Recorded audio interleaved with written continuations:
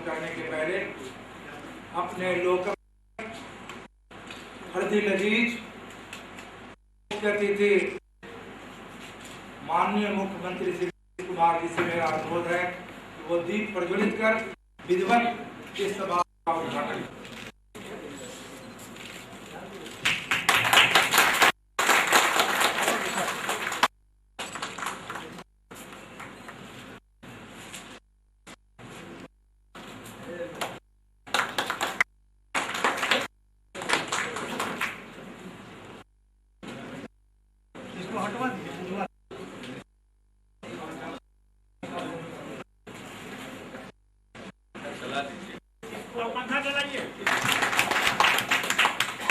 हर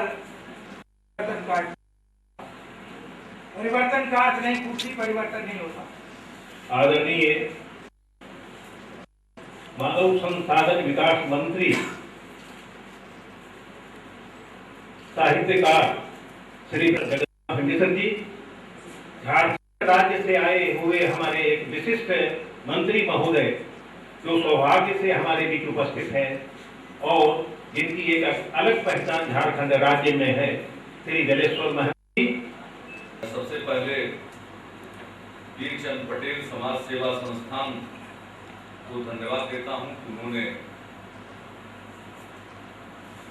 आज स्वर्गीय वीरचंद पटेल जी के जयंती समारोह के अवसर पर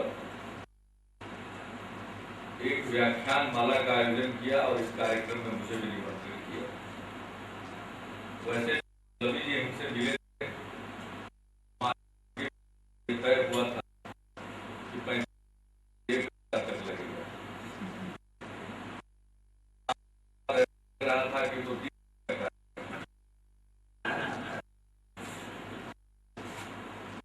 मेरा नाम बुला दिया गया। अब हम बोल के हो सकता है कि हॉल से बहुत लोग चले जाते, तो हमने कहा कि नहीं और लोग लोगों को बुलवाइए और तब व्याख्यान का कार्यक्रम व्यवस्थित ढंग से जो सुविधा है उनके बीच में शुरू कीजिएगा। तो इन्होंने बाकी सब लोगों को बुलवाया। आज रविवार का दिन है, लेकिन हम लोगों के लिए रविवार, सोमवार और छुट्टी के दिन में फर्क नहीं। कई काम रहते हैं, अब किन्हीं को समय दे दिया गया और समय पर न पहुंचे वो संतुष्ट होंगे। जो जहां रहता है उसको उतनी बात मालूम होती है, उनको क्या पता कि हम यहाँ इस कार्यक्रम में उपस्थित हैं और उसके चलते विलंब हो रहा है। इसलिए हमने आग्रह किया उनको मुक्त किया जाए। तो मैं संजय अनुभव के धनी है, शब्दों का चयन सुंदर है, शेरो शायरी में उनका मुकाबला हमारी पार्टी में सिर्फ पटेल साहब जब पटेल साहब कहीं सभा में खड़ा होते हैं तो पब्लिक भी समझ जाती है कि शेर सुनने को मिलेगा और हम लोग भी मंच पर से फरमाइश कर देते हैं शेर सुनाने में इनको भी आनंद आता है। अब आज इससे हम इनको करने के लिए उनके व्यक्तित्व पर, उनके कृतित्व पर चर्चा के लिए हम लोग इकट्ठा हुए। हम पटेल साहब के बारे में यही याद है, हम लोग उस समय हम साइंस कॉलेज के विद्यार्थी थे। प्री यूनिवर्सिटी साइंस उस समय हुआ, प्री यूनिवर्सिटी हुआ करता था। 11वीं कक्षा तक मैट्रिक, हायर सेकेंडरी में शुरू हो गया था उस समय, लेकिन हम लोग आए थे, हम मैट्रिकुलेशन हमने किया था और उसके बाद प्री यूनिवर्सिटी में साइंस कॉलेज में एडमिशन हुआ साइंस। विद्यार्थी थे और पटेल साहब का निधन हुआ था 1966। और एक बात हम लोग सुनते थे कि पटेल साहब मुख्यमंत्री होते होते रह गए। सब लोगों को मालूम था कि यही बनेंगे मुख्यमंत्री, लेकिन नहीं बन पाए। वो कांग्रेस पार्टी का अंदरूनी अपना सत्ता समीकरण था, उस पर हमारी कोई प्रतिक्रिया नहीं है। और एक बात पटेल साहब के बारे में हम लोग उसी समय सुन लिए कि बहुत अध्ययनशील व्यक्ति, जैसे श्री बाबू के बारे में नामी था कि वो खूब किताब पढ़ते अध्ययनशील व्यक्ति हैं, वैसे ही पटेल साहब के बारे में भी हम लोगों को उसी तरुणाई हुआ था कि बहुत ही अध्ययनशील राजनेता हैं, पढ़ते हैं। और बाद में उनके बारे में और जानकारी, राजनीति में हम लोग बहुत सारी बातों की जानकारी मिली। और जब हम लोगों का संबंध कृष्ण पटेल साहब से हुआ, एक साथ हम लोग एक दल में रहे, और कुछ पूरे पटेल परिवार के बारे में। अब तो बहुत लोग पटेल अपने राम गुजावर बाबू का प्रभाव हो गया, प्रभाव तो पटेल साहब यही लोग पटेल, और ये लोग पटेल थे तभी पटेल लोगों को मालूम हुआ कि पटेल क्या होता है। तो पुराने पटेल है, पटेल का मतलब क्या होता है? मुख्य, प्रमुख, मुखिया, चौधरी, सब एक ही प्रकार की चीज है। महत्व यानी महत्व रखने वाले लोग, प्रमुख व्यक्ति। पटेल मतलब सरदार। तो वही व्यक्तित्व में भी वैसे ही गुण थे। अनेक विभागों को उन्होंने सफलतापूर्वक और कुशलतापूर्वक चलाया था। कृषि विभाग, अभी पटेल साहब कह रहे थे कि जब वो कृषि मंत्री थे, और मैं किताब में भी देख रहा था, आप लोगों ने बहुत अच्छा काम किया है। असेंबली में उनके भाषणों का आपने संकलन छापा, बहुत अच्छा काम किया। यही चीजें सब दिन रहती है, और उस आपको कोई पढ़ेगा मालूम होगा उनकी काबिलियत के बारे में और विषय के प्रति जो उनकी पकड़ थी। मैं आकर मशगूल था, पढ़ रहा था, मैं देख रहा था, उसी में हमने देखा पटेल साहब हमको बताते थे कि केला का जो रिसर्च इंस्टीट्यूट है वो जमीन इन्हीं के परिवार का दिया हुआ है। तो आज हम पढ़ रहे थे उनके भाषण में कृषि मंत्री के रूप में, उन्होंने कहा कि बनाना रिसर्च इंस्टीट्यूट हाजीपुर में हम खोल रहे हैं। उस समय कृषि मंत्री, तो जो विधानसभाओं में इनके भाषण, उसको ऐसे ही श्री बाबू का भी पढ़ने का मौका। भाई लोगों के भाषणों को पढ़िए। उस समय आप लोगों ने नींव डाली और उसी के आधार पर एक खुशहाल बिहार का निर्माण, बहुत बड़ी भूमिका रही। विभिन्न विभागों में रहते हुए कुशलतापूर्वक उसका संचालन करके। अब हेल्थ मिनिस्टर के रूप में उनका हमने देखा, असेंबली में कोई पूछा कि पीजी की पढ़ाई कब शुरू कीजिएगा, तो उन्होंने कहा टीचर नहीं होगा। एक एक चीज के बारे में, हर चीज के बारे में एक दौर था, किस प्रकार से हम शिक्षा का प्रसार करें, कृषि का प्रसार करें, बिहार का विकास हो। और फिर से अब वो दौर आया, नए सिरे से हम लोगों को नई चुनौतियों का सामना करने के लिए बिहार वासियों को तैयार करना पड़ेगा। और विकास के लिए एक बात तो सब लोग कह देते हैं, शांति होनी चाहिए, कानून व्यवस्था ठीक होना चाहिए, वो तो अपनी जगह पर है, वो तो परंपरागत बात।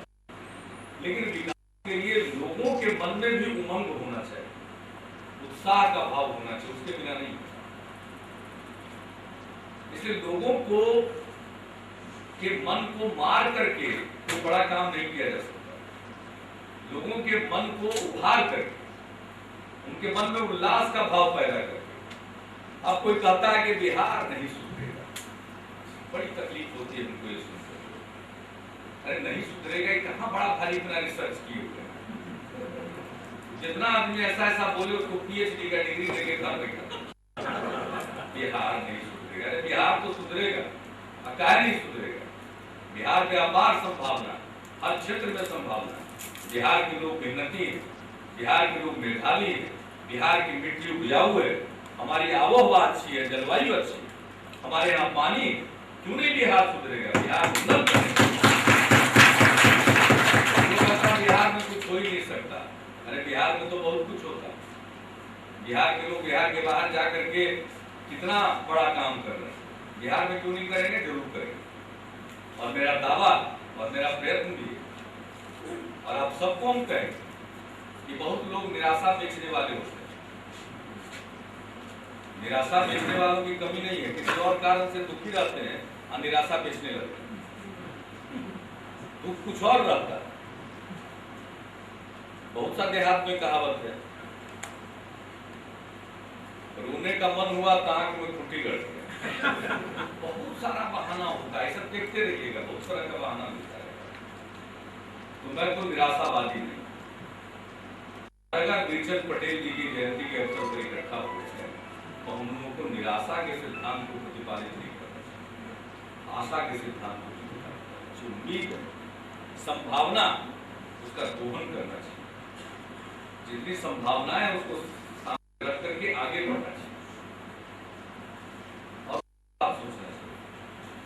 क्या तरक्की के अंदर तो कुछ काम ऐसा हो गया। हमको एक मीटिंग में थे तो हमको भोला बाबू ने सलाह दिया, बहुत अच्छा सलाह उन्होंने दिया, मैं उनकी इज्जत करता हूँ। सूरज बाबू के समारोह में हम उपस्थित थे। उन्होंने कहा 6 महीना में कुछ करके दिखाओ। 6 महीना में पंचायत चुनाव का ऐसा विधेयक आया कि इसने ग्रामीण अंचल में क्रांति ला दी। अब लोग देख नहीं रहे, गौर से देखिए। राजनीति पर बहस होती थी पुरुषों के बीच में, और बहस होती थी गांव में 1-2 दालान पर या कस्बा में, चाय की दुकान पर या और कहीं पर चर्चा होती थी। घर घर में चर्चा नहीं होती। ये पहली बार है 50% महिलाओं को आरक्षण देने का परिणाम है कि हर घर में सार्वजनिक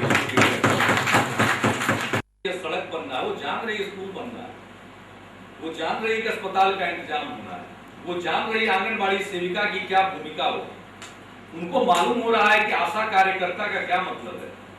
तो जो जमीन के स्तर पर जो सरकार के कार्यक्रम है उनके बारे में जानकारी उनको मिल रही है। मजाल है कि लोग बचा लेंगे, आधा तो लोग इसी में ठीक हो जाएगा, आधा लोग ठीक हो जाएगा। मैं आपको कहता हूँ इतना परिवर्तन आ रहा है।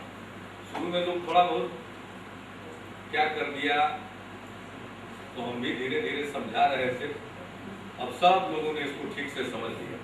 अति पिछड़ों को आरक्षण मिला, दलितों को आरक्षण मिला, आदिवासियों को आरक्षण मिला। ये आरक्षण तो पहले भी मिल सकता था।